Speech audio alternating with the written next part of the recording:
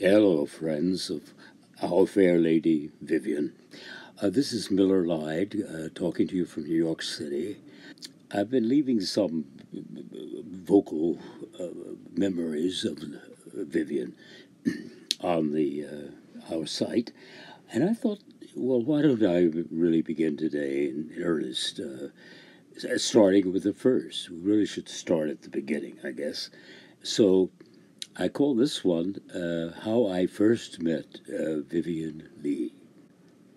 Uh, I'm an actor, elderly now, but I was young then, and I was in Los Angeles in the autumn and winter of 1965. And would rather say, to be honest, I was down and out in LA in 1965, as opposed to down and out in New York, because you can be down and out as an actor in either one.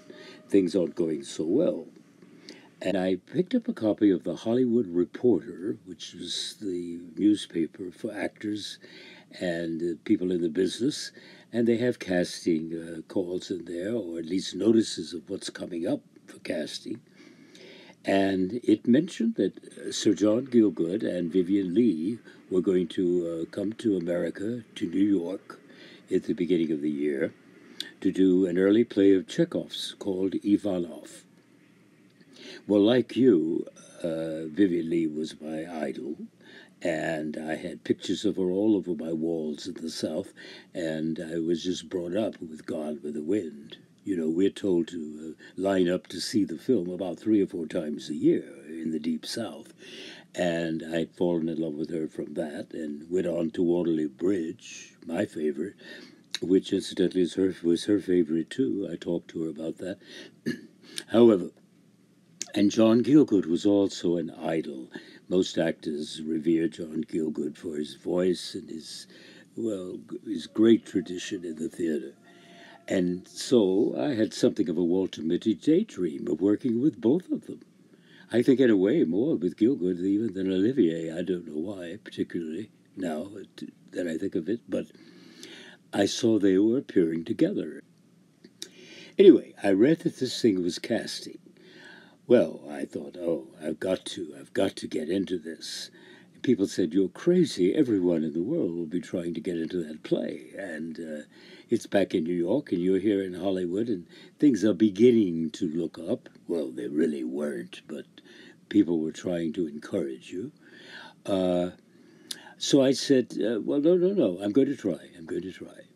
So without any guarantee that I would even get an audition, really, to try to get into the play, I begged and borrowed enough to get a plane ticket back to New York the first of the year. By miracle, gave my picture and resume into the casting office and the producer's office, and by some miracle, I looked similar to, or favored slightly, the actor that had played the part I would be auditioning for in London. It had played in London with Gielgud. And when it came time to go to America, they decided that they would bring it to Broadway, and all of the so-called royal theatricals got together, the Sir Johns and Ralphs and Michael Redgrave, I suppose, and Bobby Helpman, all of them got together, Olivier himself, even though he was divorced from Vivien. And they discussed Vivien one evening. And this got back to me later.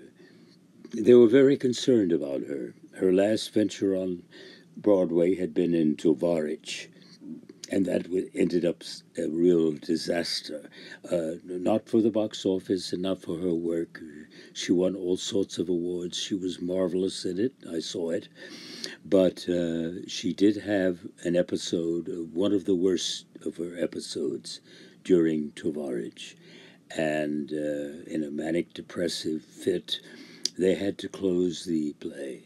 And she was taken back to London and put under psychiatric care. Well, she was somewhat better and getting very restless, and she wanted to work. It was 2 years later.